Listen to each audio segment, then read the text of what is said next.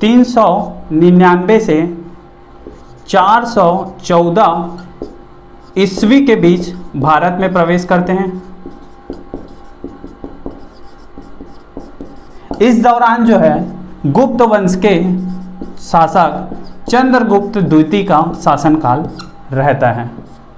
चंद्रगुप्त द्वितीय का शासनकाल रहता है। इनकी जो पुस्तक है उसका नाम है फ्यो क्यो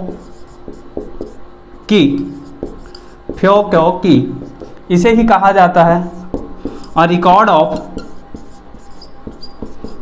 बुद्धिस्ट कंट्री।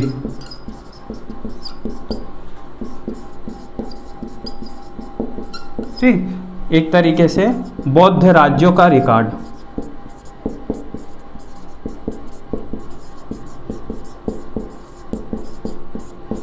अब ये जो फोक्योकी है, ठीक है, उनमें वे क्या बताते हैं कि भारत में जो है मुख्य रूप से बौद्ध धर्म और हिंदू धर्म काफी लोकप्रिय थे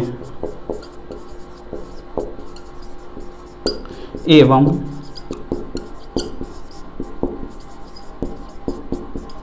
हिंदू धर्म लोकप्रिय थे।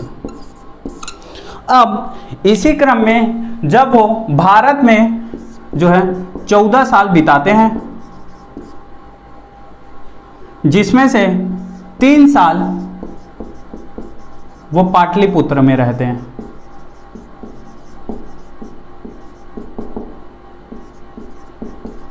अब भारत में 14 साल बिताने के क्रम में वो जो है मुख्य बौद्ध स्थल हो गया आपके जो है तक्षशिला में, वो जो है आते समय जो है तक्षशिला को घूम लेते हैं। उसके बाद जो है राजगृह हो गया, वैशाली हो गया, सारनाथ हो गया, कपिल वस्तु हो गया, श्रावस्ती हो गया, इन सब जगहों में ना घूमते हैं और इवन जो है नालंदा में भी घूमते हैं। और उसी क्रम में जो है इन बातों का पता चलता है कि यहाँ जो है बौद्ध धर्म और हिंदू धर्म जो है काफ़ी प्रचलित हैं। और एक तरीके से बताते हैं कि यहाँ जो है मुख्य रूप से जो है मृत्यु दंड किसी को भी नहीं दिया जाता, मुख्य रूप से जो है आर्थिक दंड दिया जाता है, आर्थिक दंड दिया जाता है। ठीक, और उसी क्रम में वे बताते हैं कि यहाँ जो है प्राणियों की हत्या का पूर्णतः निषेध होता है, अर्थात जो है प्राणियों को जो है नहीं मारा जाता। और लोग जो होते हैं वो प्याज हो गया, लहसुन हो गया या मदिरा हो गया, इनका जो है सेवन नहीं करते। अपवाद के रूप में जो है चंडाल जो होते हैं वो जो है इन सब चीज़ों का जो है सेवन करते हैं। और उन्होंने जो है एक तरीके से पूरा चंडाल का जो है एक तरीके से पूरा ऐसे ही लिख डाला, मतलब इनकी जो रचना है फोक्योकी में, वहाँ जो है चंडालों का जो है विस्तृत वर्णन दिखाई देता है।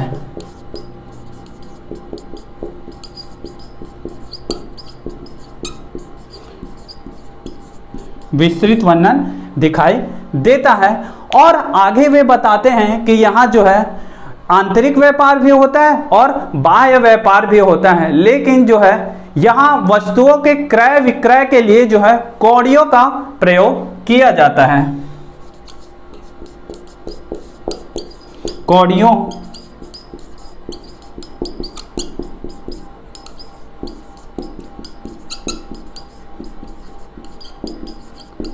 क्रय विक्रय हेतु आगे चलकर वो जो है कहीं ना कहीं जो भारत के बंदरगाह वगैरह हैं, इनको नामों के भी वो जो है चर्चा करते हैं। तो इस तरीके से जो है फायान के विवरण में हमें जो है इन सब चीज़ें, इन सारी बातों का पता चलता है।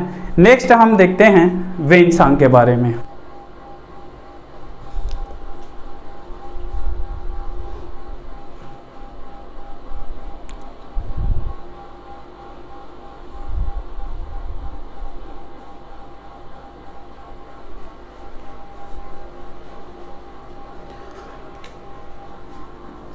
वेनसांग जो है 629 से 644 ईस्वी के बीच जो रेशम मार्ग है, रेशम मार्ग से भारत आगमन करते हैं। इस समय जो है आपके भारत में हर्षवर्धन का शासनकाल रहता है।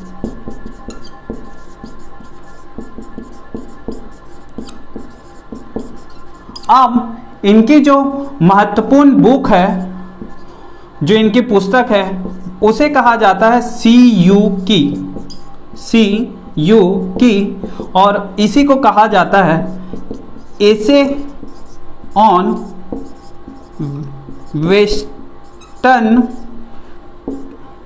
वर्ल्ड, अर्थात Buddhist record of western world इनकी जो बुक है उसे कहा जाता है। अब वेनसांग को जो है जुआन जोंग भी बोला जाता है, जुआन जोंग, या जो है तीर्थयात्रियों का राजकुमार, तीर्थयात्रियों का राजकुमार।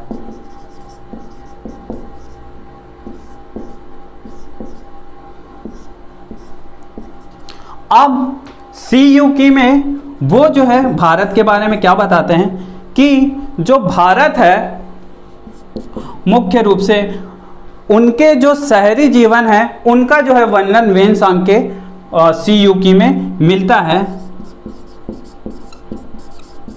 शहरी जीवन का वर्णन। और इसके साथ वो बताते हैं कि जो नालंदा हो गया, और नालंदा नहीं, कपिलवस्तु और श्रावस्ती हो गया, ये जो धार्मिक महत्व की जो स्थल हैं वो जो है अपना महत्व खो चुके हैं। और जो नालंदा है और जो आपका वल्लभी है, जो नालंदा आपका बिहार और वल्लभी आपका आएगा गुजरात में, ये दोनों जो है नए शिक्षा केंद्र के रूप में उभर कर सामने आ चुके हैं।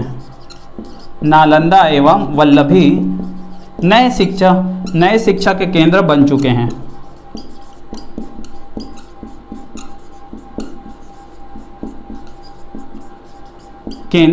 बन चुके हैं। इस दौरान जो है वो 5 साल तक नालंदा विश्वविद्यालय में जो है अध्ययन करते हैं।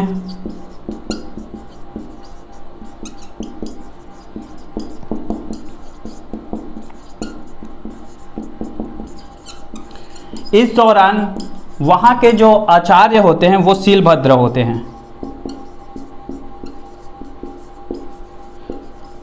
शीलभद्र होते हैं। इसी क्रम में वो बताते हैं कि जो है भारत में जो है यात्रा करना असुरक्षित है।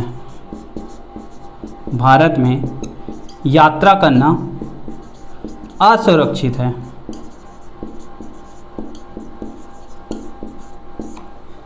ठीक है, तो इस तरीके से उन्होंने जो है वर्णन किया है।